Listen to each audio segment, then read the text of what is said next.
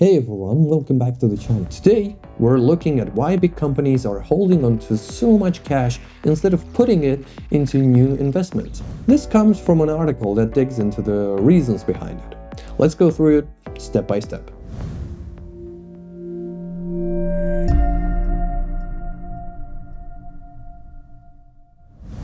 It seems odd. Big US companies outside of banking are sitting on about $7 trillion in cash and easy-to-sell assets. That's as much as the total economy of many countries. At a time when people say there is not enough investment happening, why aren't these firms spending that money on growth? Standard thinking in finance says companies should invest if they can make more than it costs to borrow or use the money. Cash just sits there earning little or nothing, especially with prices rising. Holding too much should hurt shareholders. But even with higher interest rates and strong stock markets, cash piles are still at record highs. To figure this out, we need to look at finance, how industries work, and recent studies. This cash buildup looks like a problem. In the past, big cash holdings were seen as wasteful. They don't build new factories, spark ideas, or lead to buys that grow the businesses. It can lower returns for owners and show a lack of good opportunities. On a bigger scale, it affects the economy.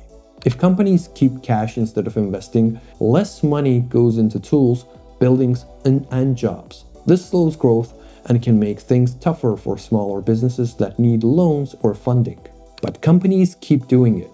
To understand, let's recall the usual reasons for holding cash. Finance basics point to two main ones. First, for everyday needs, paying bills, handling surprises, and staying smooth if loans dry up. In uncertain times, this is key to not relying on banks or markets. Beyond that, cash gives freedom to jump on chances, especially in tech and idea-driven fields. Competition is about being first, grabbing a market lead before others. Opportunities come fast, like buying a rival or scaling new tech.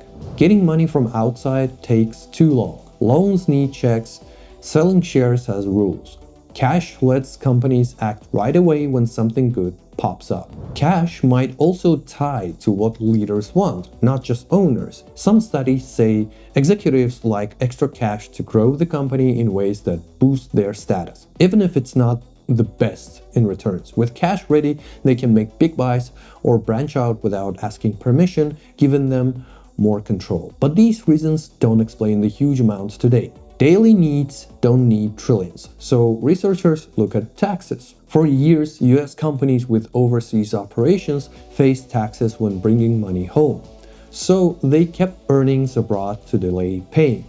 Big names like Apple borrowed in the US while keeping cash overseas. Taxes matter a lot for global firms, especially those with ideas like software or patents. They can shift profits to low-tax places legally, building cash there. Bringing it back means higher taxes, so it stays put. Tax rules have changed, but this helps explain past growth in cash. Still, it doesn't cover why firms prefer cash and payouts to owners over investing now. Another angle is market power. Studies say less competition changes what companies do.